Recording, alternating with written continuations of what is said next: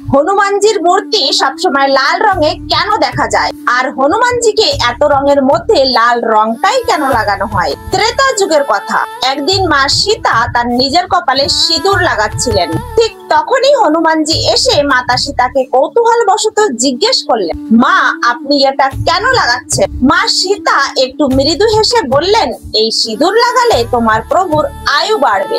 এই কথাটি শুনে হনুমানজি ভাবলেন, যদি এক চুটকি সিঁদুরে প্রভু রামের আয়ু বাড়ে, তবে আমি যদি পুরো শরীরে সিঁদুর মাখি, তাহলে প্রভু শ্রীরাম তো অমর হয়ে যাবেন আর আমাদেরকে ছেড়ে কখনোই যাবেন না। এটি ভেবে হনুমানজি পুরো শরীরে সিঁদুর মেখে রামের সভায় উপস্থিত হলেন। রামচন্দ্র তাকে দেখে অবাক হয়ে জিজ্ঞেস করলেন, হনুমান, তুমি এইভাবে সারা শরীরে সিঁদুর কেন মেখেছো? তখন হনুমানজি ভক্তি ভরে সব ঘটনা রামচন্দ্রকে শোনালেন।